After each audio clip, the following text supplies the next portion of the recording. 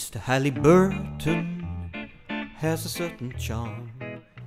He's got the country world. Anne-Marie, on vient de faire une magnifique promenade dans ton expo Persona.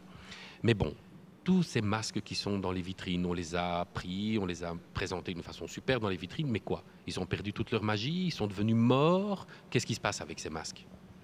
Je crois qu'effectivement, on peut dire qu'ils sont morts, mais ils n'ont certainement pas perdu toute leur magie, parce qu'ils ont récupéré une autre forme de magie, celle du regard esthétique occidental. Tu es un petit peu d'accord avec nous quand on retire, par exemple, un Christ en croix d'une grande église et qu'on la met dans un musée des Beaux-Arts?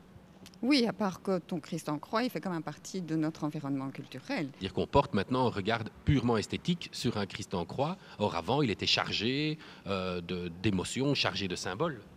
Oui, on peut le voir comme ça, mais avec les objets africains, il y a quand même une dimension supplémentaire, parce qu'il y a la forme de la tyrannie du regard esthétique occidental, parce que personne en Afrique n'a voulu ce changement de vision par rapport aux objets.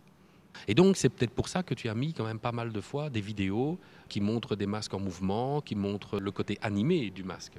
Oui, bien sûr, parce que je voulais aussi récupérer une dimension anthropologique et malgré tout visuelle et esthétique aussi, parce que le masque qui danse, il est encore plus beau à mes yeux et aux yeux des Africains qui les utilisent, très certainement aussi, de toutes ces populations qui les mettent en scène. Une autre chose m'a frappé, c'est ce mélange d'art contemporain et de masques. Et là, quelque part, dans l'art contemporain, ben là, tu es bien obligé de parler purement esthétique.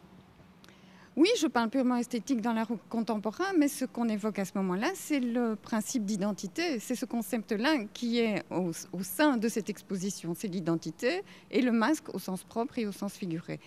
Donc, les artistes contemporains, ils prennent en charge l'identité et le masque au sens figuré essentiellement. Et bien entendu, les masques rituels, on est dans le sens matériel et premier du masque.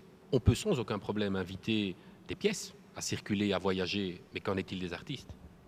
Évidemment, tout le problème est là et c'est quelque chose qui a été plusieurs fois mis en évidence et certainement par des Africains et aussi par des conservateurs européens.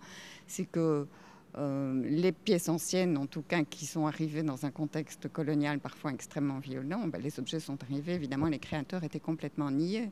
Bon, ça, ce sont des choses qu'on explique aujourd'hui.